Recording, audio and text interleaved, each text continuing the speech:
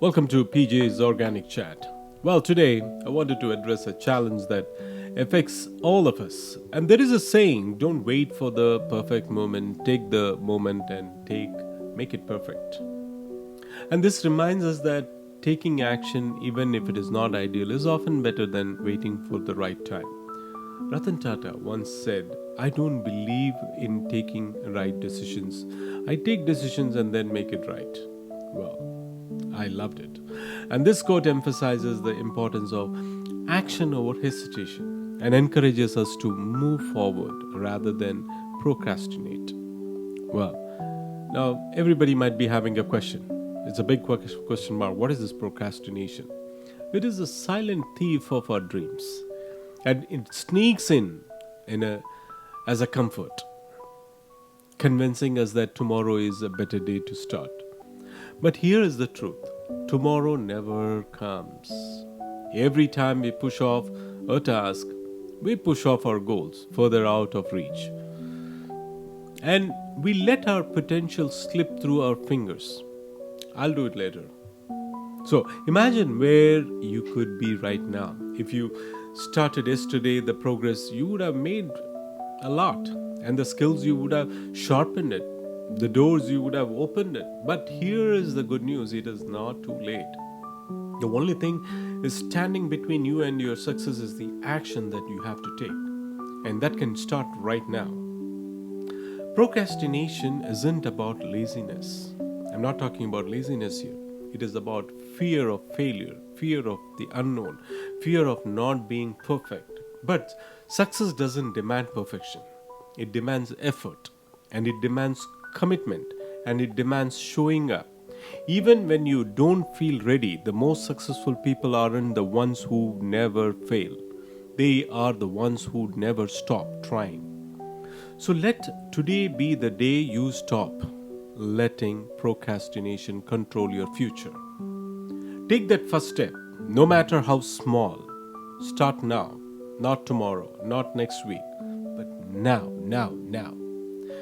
Because every great achievement begins with one simple decision: to begin. It is a sneaky little habit that often disguises itself as something harmless, and yet it can hold us back from achieving our true potential.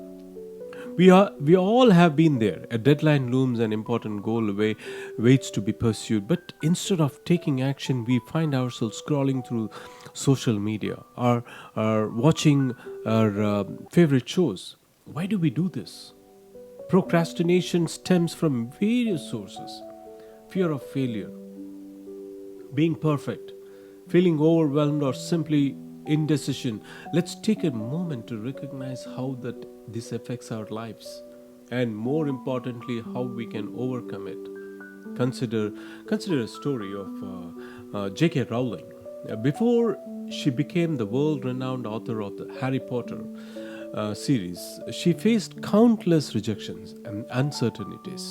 And there were times when she struggled with self-doubt, moments when she could have easily put away her script and given up. And she chose to face her fears, to push through the setbacks. She did not even allow procrastination to step into her dreams. Instead, she dedicated herself to her writing, and in doing so, she transformed not only her life but the lives of millions around the globe. Right? Now, let's talk about another example of procrastination in academics, in education, because I'm into education right now. And think about a student who has a very big paper due, and instead of getting started early, they decide to watch just one more episode of their favorite show. One episode becomes two, and then three, and suddenly they are pulling an all nighter, scrambling to finish their work. Last minute, the stress and anxiety they experience could have been avoided with just a little discipline and planning. Imagine how much more confident and successful they would feel if they tackle their assignments in advance. Everything happens in our house too, allowing time for revisions and creativity.